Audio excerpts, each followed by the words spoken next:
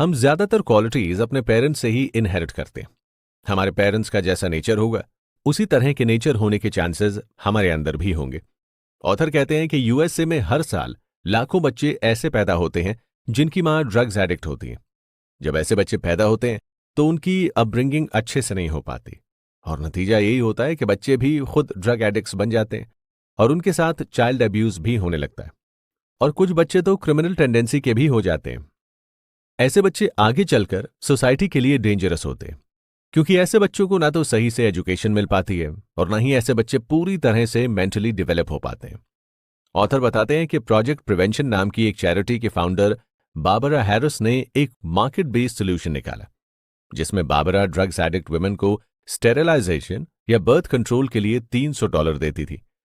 और जब से इन्होंने इस प्रोग्राम को लॉन्च किया है, तब से अभी तक 3000 औरतों ने इस प्रोग्राम के तहत खुद को एनरोल करवाया। बाबरा हैरिस के इस प्रोजेक्ट को कई क्रिटिक्स ने मॉरली रॉन्ग बताया, क्योंकि उनका यह मानना है कि आप किसी भी स्टेरिलाइजेशन या बर्थ कंट्रोल के लिए ब्राइब नहीं कर सकते।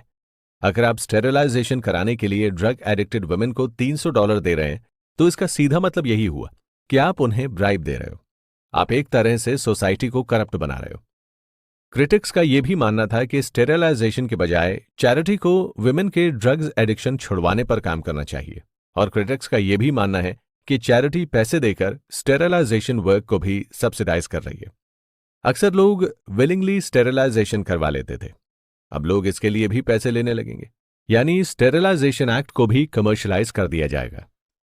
ऑथर कहते हैं कि बाबरा हैरिस ने यह एडमिट किया है कि जिन विमेन को स्टेरिलाइजेशन करवाने के $300 मिले थे, वो अपने इन पैसों का इस्तेमाल ड्रग्स खरीदने में लगा देती थी। और हैरिस का यह मानना है कि अगर आप चाहते हैं कि आने वाली जनरेशन ड्रग्स एडिक्टेड ना हो, तो आपको इतना प्राइस तो पे करना ही पड़ेगा। हैरिस ये भी कहती हैं कि वो नहीं चाहती कि कोई इंसान अपने एडिक्शन को किसी दूसरे इंसान पर फोर्स करे।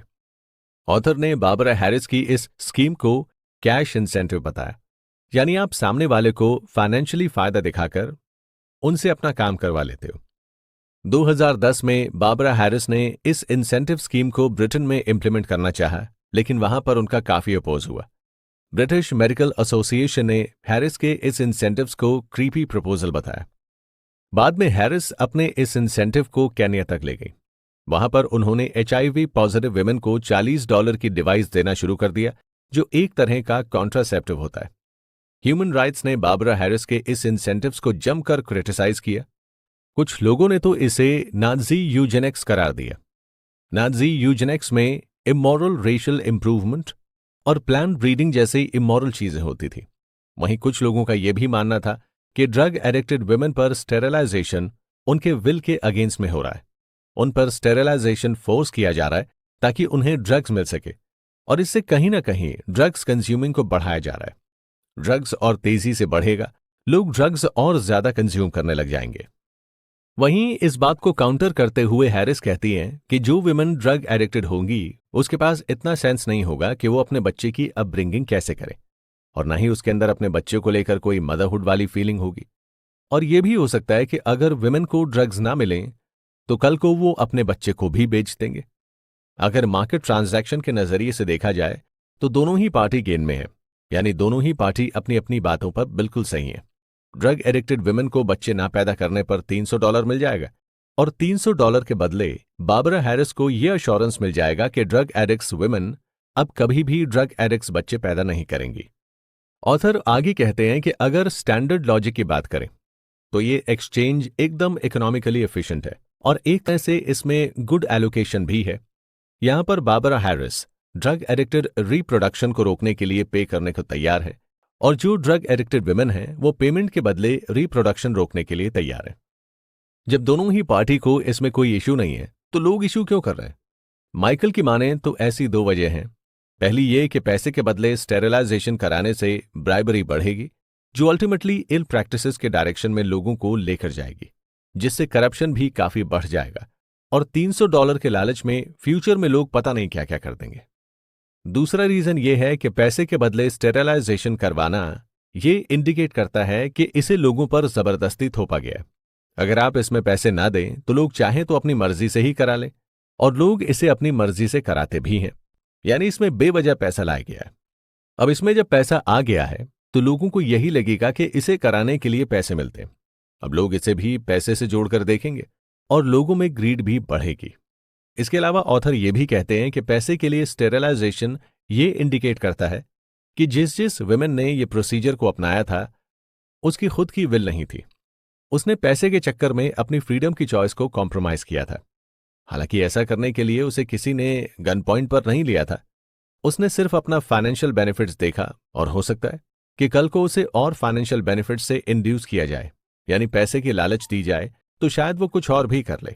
वो अपनी किडनी बेच सकती है, लिवर बेच सकती है या किसी भी अनएथिकल प्रैक्टिस में शामिल हो सकती है, यानी कि उसकी मोरालिटी खराब हो सकती है।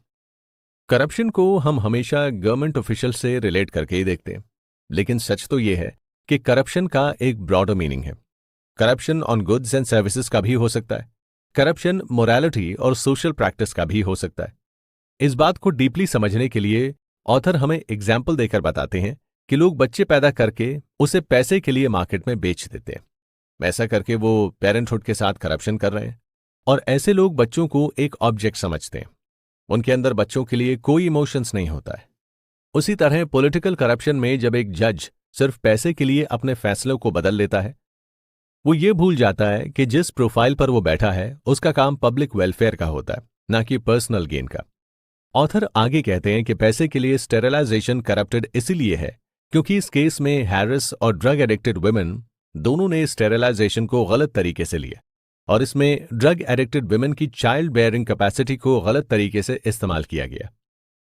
जहां हैरिस ने ड्रग एडिक्टेड वुमेन को डैमेज्ड बेबी मेकिंग मशीन की तरह लिया जिसे पैसे के लिए कंट्रोल किया जा सकता है, और जिस ड्रग एडिक्टेड वुमेन ने स्टेरिलाइजेशन के लिए हैरिस को परमिशन दिया वो अपने आप को एक खराब और लापरवाह औरत मानकर चल रही थी। ब्राइबरी का यही मॉरल फोर्स है।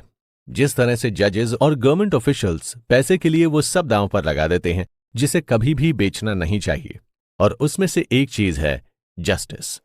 ठीक इसी तरह ड्रग एडिक्टेड वुमेन ने भी अपने रिप्रोडक्टिव सिस्टम की कैपेसिटी को टूल समझ लिया और इसे सेल पर लगा दिया, यानी सिर्फ पैसे के लिए स्टेरिलाइजेशन करवा लिया। यानी ड्रग एडिक्टेड वुमेन ने वो बेच दिया जिसे उसे बेचना नहीं चाहिए था।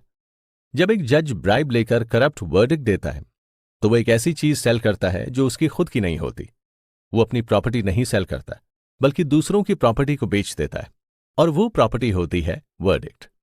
जज सिर्फ पैसे के चक्कर में वर्डिक्ट बेच देता है, लेकिन पैसे के बदले स्टेरिलाइजेशन में एक ड्रग एडिक्टेड वुमेन अपनी ही प्रॉपर्टी यानी अपनी रिप्रोडक्टिव कैपेसिटी को बेच देती है।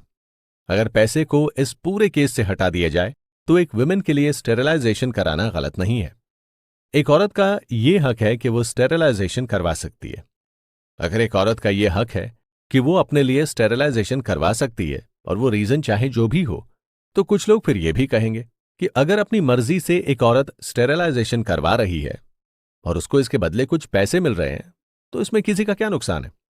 अगर हम इस बात पर अग्री कर जाते हैं तो इसका यही मतलब होगा कि पैसे के लिए स्टेरिलाइजेशन करवाना बिल्कुल भी ब्राइबरी नहीं है। अगर हमें यह डिटरमिन करना हो कि एक औरत का रिप्रोडक्टिव कैपेसिटी मार्केट ट्रांजैक्शन का एक सब्जेक्ट है भी या नहीं, तो हमें सबसे पहले खुद से पूछना चाहिए कि क्या हमारी एक पोजेशन की तरह है या हमारी बॉडी किसी चीज की तरह है जिसे हम पैसे भी तरह से इस्तेमाल कर सकते हैं। ये सब कुछ ऐसे सवाल हैं जो प्रोस्टिट्यूशंस, सरोगेसी, एग्स और स्पर्म्स के खरीदने और बेचने को भी अपने अंडर में ले लेता है। ऑथर कहते हैं कि इससे पहले हम ये डिसाइड करें कि ऐसे डोमेन यानी ऐसी चीजों का मार्केट रिलेशन अप्रोप्रिएट है भी या नहीं, उससे पहले हमें यह तय करना होगा कि हमारी सेक्सुअल और रिप्रोडक्टिव लाइफ्स को कौन गवर्न करता है। हम करते हैं या पैसा कराता है या फिर कोई और कराता है।